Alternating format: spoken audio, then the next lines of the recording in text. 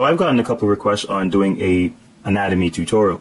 Now I'm going to do in this video like an introduction to anatomy for the beginner. Okay, so if you're someone new to anatomy and you're trying to get into knowing or learning the human body and so on, this will be pretty good for you because it will introduce you to the concept of how the body is designed in a sense, and you'll see what I mean in a little bit. A couple of things that I would generally encourage anyone who's beginning anatomy to know, first off, is to first have a sense of the proportions of the body on a whole, in the general sense. And then secondly, to be familiar with the bones. And then thirdly, to study the muscle groups. Okay? Now, I'm going to first go into the concept of the anatomy of the body, and then we're going to go into how I would, show you how you would learn the muscle groups, which I think is a system that is really easy to remember. Okay? Now, first and foremost, I'm sure you guys remember me sharing with you this line, and I call that the line of balance. Now, this line of balance, as I told you, is, and I think a lot of people think I'm maybe exaggerating or overreaching or whatever, in terms of how much I emphasize the importance of this line. Now, you're going to see how it even applies to anatomy. Now, not just literally in terms of the curve, this double curve you have here, but also in terms of the concept.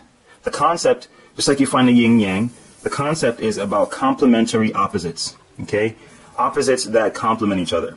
Now, in the body, the way the body is designed, it is based on this concept, especially in terms of anatomy for artists, where we're concerned, okay? And I'm going to show you that. But first, as you see here, I used an 8-head figure because it's pretty easy to remember, see? And also, it helps you to, as a guide when constructing the figure in virtually any position, really, even though it may adjust from from person to person, but it's still a general guide that's useful. Okay, so for example, using this, I'm just going to draw a figure standing sideways in profile. So this first eighth is the head. Okay.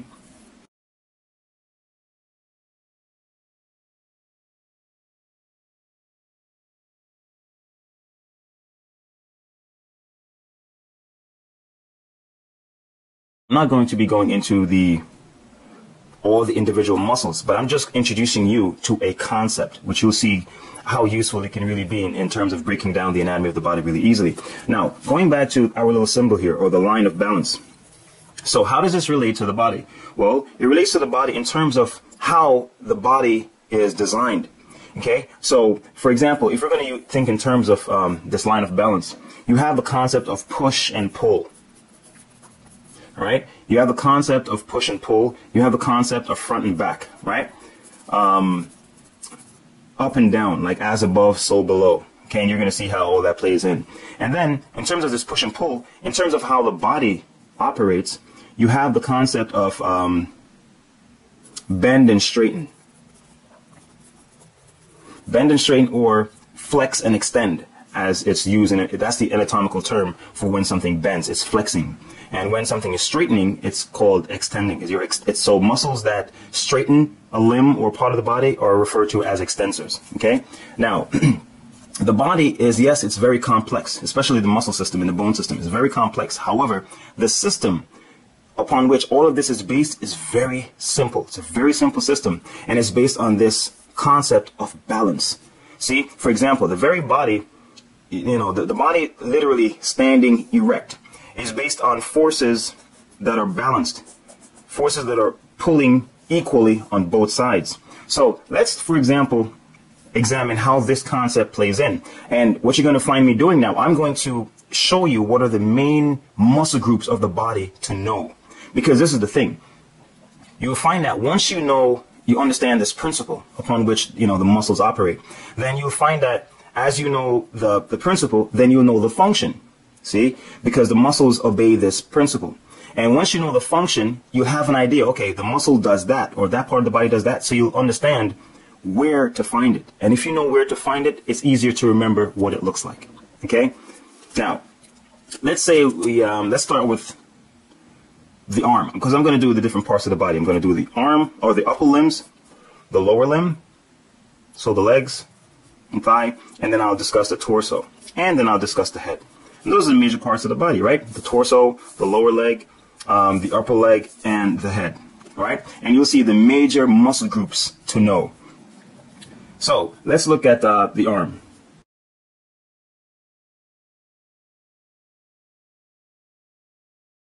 let's say we divide the arm like down the center, like this. We're going to do the same thing for the entire body. There's a line that bisects the front from the back.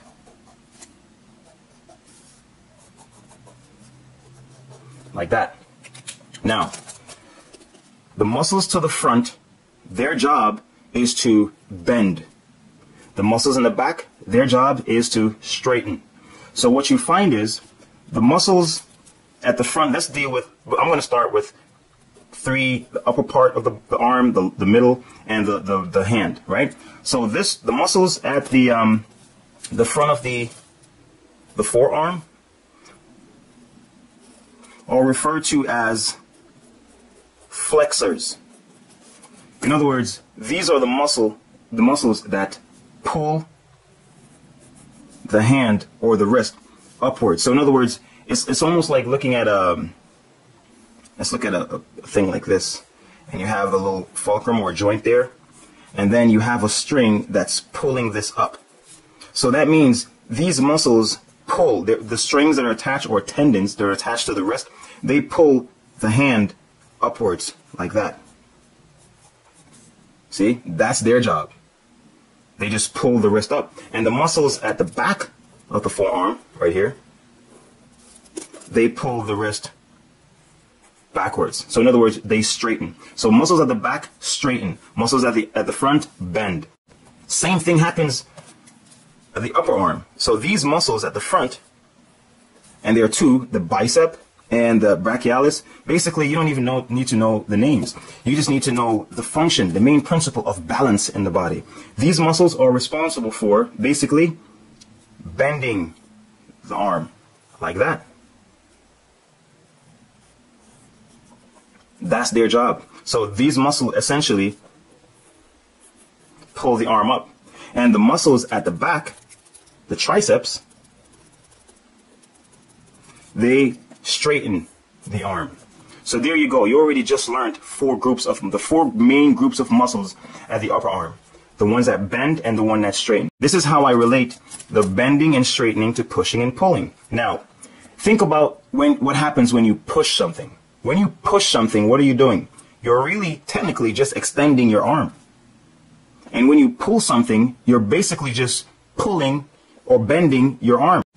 So in other words, that's why a lot of people, when they're working out, in exercising, for example, people generally do, when they're doing pull exercises, like bending, they generally work backs and buys. In other words, the back muscles, see, help to bend. And the muscles at the front, they help to extend. So actually, the muscles at the front, they help to straighten the arm. See what I'm saying? Your chest muscles, the muscles in the front area, they help to straighten. And the muscles at the back, they bend.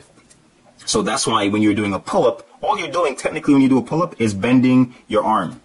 See what I'm saying? And your body automatically pulls you up because your back functions in the same way. Like your back helps you to essentially pull your arm back.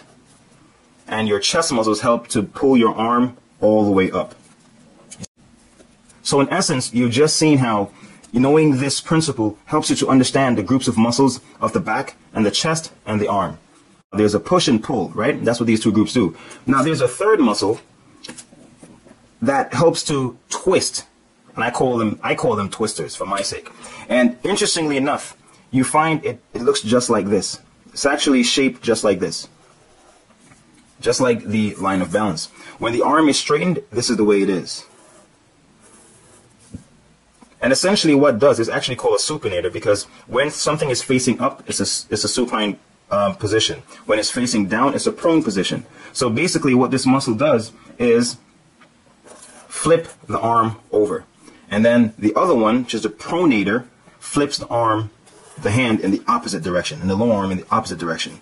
So these are muscles that are in between, and you find them at the insides, either on the side of the arm on the outside, or on the side of the arm on the inside. But they're like in the middle, and they generally have a spiraling shape between the flexors and the extenders, or extensors. See, and that just by knowing that principle, without even knowing the name of the muscles, you can have an idea, an appreciation of how the arm works. And that helps you to easily understand and remember the names because you know what they do. Now, interestingly enough, as I said with this principle, as above, so below, the leg functions in the same way, but in a similar way, but it's just you flip the concept. So, for example, let's look at the legs.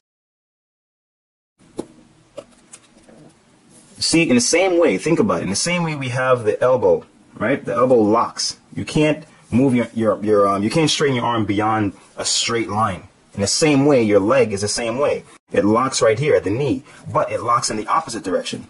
So what you find is the muscles at the back, see, it's flipped. Now the muscles at the back of the leg does the flexing. And the muscles at the back of the thigh does the flexing.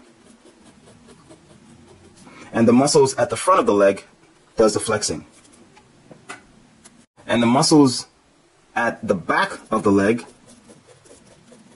does the extending, and the muscles at the front does the extending. So here you have straightening, bending, straightening, bending. Same thing. Here, when the foot is actually bent or flexed, it looks like this. See that? So basically, this is considered to be flexing or bending. See, it's the same thing, just two groups of muscles basically. One that bend and one that straighten. This, your calf muscle, straightens. That's why when you're standing on your tippy toes, you're actually working your thighs. You're working your calf muscle. See that? So when you straighten your legs, you're exercising your calf muscle. So you know that those are the two groups. Okay? And the same thing with the upper thigh. When your thigh bends, you're working these.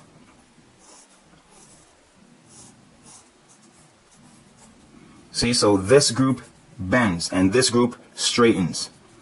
See that? An interesting thing. This is the interesting thing. The muscle that actually bends the leg is called, well, one of them is actually called the bicep femoris. Just like the muscle that bends the arm is called the biceps, because it has two heads and this has two heads. Interestingly, the muscle that straightens the arm is called the tricep. It has three heads. And the muscles that straighten the leg are three. They're three muscles. But the point is, the function and the concept is very similar. And interestingly, just like I had mentioned, you have this muscle at the side, the insides and the outside that does the flipping. In the same way, the thigh, when you think about the thigh, for example, then this is a front view. Right? See the line of balance you always see in the everywhere in the body, right? The interesting thing is the muscle that helps to twist the leg is actually right here. It's called the sartorius. See that? And it helps to flip the leg outside. And the one that helps to flip it inside is also found in here, the adductors.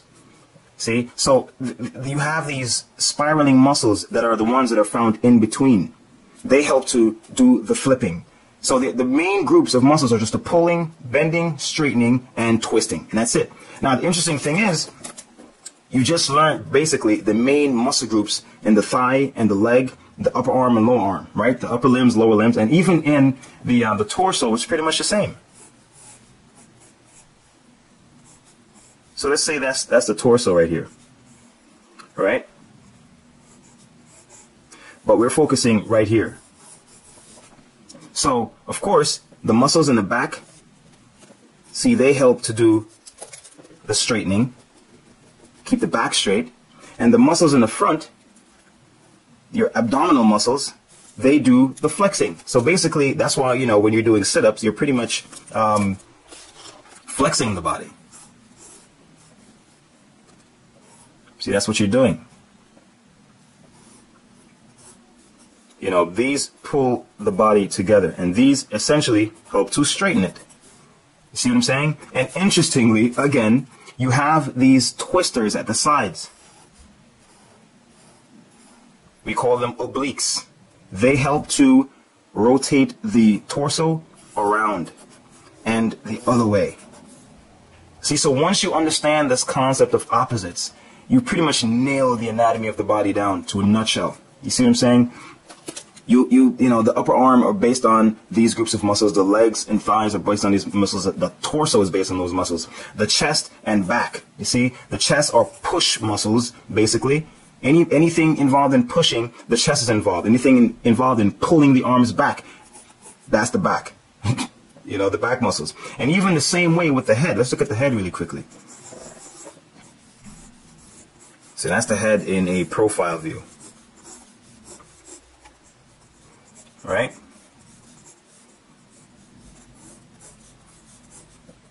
Now, the muscle that helps to pull the head back is this muscle, what we know as, it's called the trapezius, or like when, you know, people are working out their traps, this is the muscle that pretty much does that. So in other words, if you should bow your head down, this is the muscle that straightens the head, bring it back to its original position. And the muscle that pulls the head down this way is actually this muscle. You'll see two of them like straps from the sides of the neck going all the way down. And they have a double function. One, they pull the head down, but also when you look at them from the front, like this, you find them right here. See, just like the line of balance. And that's actually their shape. And they help to twist the head that way or twist the head that way. You see what I'm saying? So when you really, you know, I think in introducing yourself to anatomy, this is a really effective way to start looking at the body before you actually start, you know, trying to memorize the names of a muscle and so on. Once you can understand that, first, what's most important is to understand the groups. What's the overall concept behind how the body functions? And it's based on the principle of balance. You know, push and pull, bend and straighten. You know, for every action, there's a reaction, you see? And the front of the body balances the back. That's why we can stand erect. So muscles that straighten and muscles that bend. Muscles that straighten and muscles that, and it happens in the thighs. See, these are the major groups of muscles on the thighs. The quads, hamstrings, calf muscles, and the ones in the front. And the ones in the sides generally either share with some kind of a lateral function, just like with the deltoid, this muscle. It helps to actually elevate the arm from the body, right? Upwards, like right here. So it helps to pull the arm up, like that. See? So in the same way, like, you know, it's the same type of complementary opposites going on. And that's a key thing to remember. And then once you do that, then you can go in and start knowing, you know, what do the individual muscles do. But that's not even as important as understanding the overall concept. And I think the last thing that I'll point out is that it's important to know the bones of the body and the muscle. Because the interesting thing is, and I'll be going into that in further tutorials, but once you know the bones, it's easier to remember the muscle. Why? Because the bones are always fixed. That's why when we measure proportion, a lot of times we use landmarks from the bones instead of the muscle. So what this shows us is what are the major muscle groups of the body and the underlying principle that around which they are designed. See? So the arm has two major groups. The flexors, the muscles that bend, or three major groups, the muscles that bend the arm and the muscles that straighten. These are the flexors of the wrist. These are the extensors of the wrist. They straighten the wrist. These, the biceps and the brachialis next to it, are the ones that bend the lower arm. These straighten it. The same thing with the front of the shoulder. It functions the same. The chest is really just a push muscle. So it functions in line or in sync with the triceps. Whenever you push, you're straightening the arm. You're working your chest. Whenever you pulling your arm, you're working your back. See, so that complementary opposite, that pretty much nails the top of the upper body. And the same thing with the shoulders. See, the main function of the trapezius is to pull the head down or to pull the shoulders up. Same thing with this one. It helps to pull the head down and to flex it. But you see that there's always these opposites.